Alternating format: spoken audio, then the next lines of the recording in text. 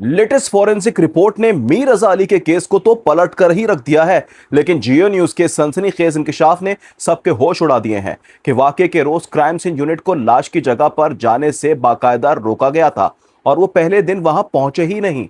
जी हां दोस्तों, जिस केस को पहले खुदकुशी दिखाने की कोशिश की जा रही थी, अब उसमें एक ऐसा नया ट्विस्ट आया है जिसने पूरे तफ्तीशी निजाम पर अब एक बहुत बड़ा सवालिया निशान खड़ा कर दिया है।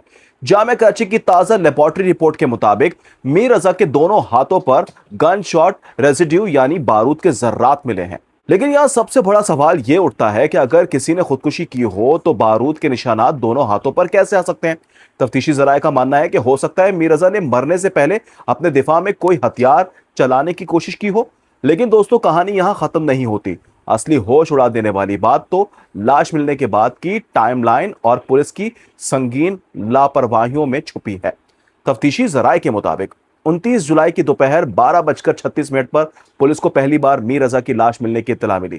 कानून के मुताबिक सबसे पहला काम क्राइम सीन यूनिट का होता है ताकि शवाहिद महफूज किए जा सकें, लेकिन लाश तकरीबन 1 घंटा और 9 मिनट तक जाए वकवा पर ही मौजूद रही और क्राइम सीन यूनिट के पहुंचने से पहले ही रेस्क्यू एहलकारों ने लाश को उठाया और जिला अस्पताल रवाना कर दिया।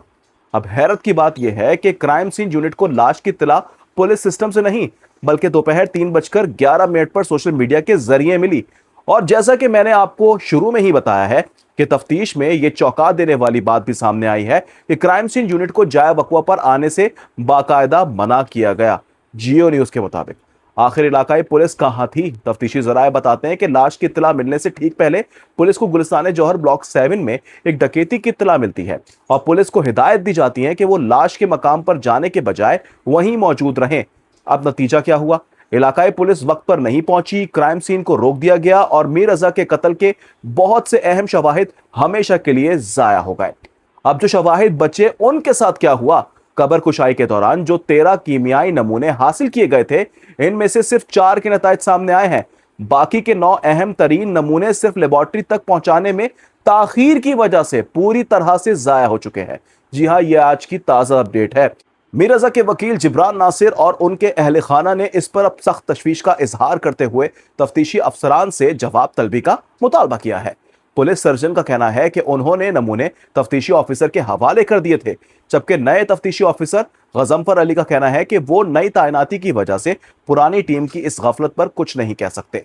अब सोचने वाली बात यह कि दोस्तों, केस का आला कत्ल यानी वो हथियार भी अब तक गायब है और मकतूल के जिस्म पर बदतरीन तशद्दुद के निशानात पहले ही पोस्टमार्टम में साबित हो चुके हैं। इतनी सारी लापरवाहियां, क्राइम सीन को रोकना, नमूनों का जाया होना, क्या ये वाकई सिर्फ तफ्तीशी निजाम की सुस्ती है या शवाहिद को मिटाने की कोई बहुत बड़ी और सोची समझी साजिश? क्या ये कोई बड़ा कवर अप है?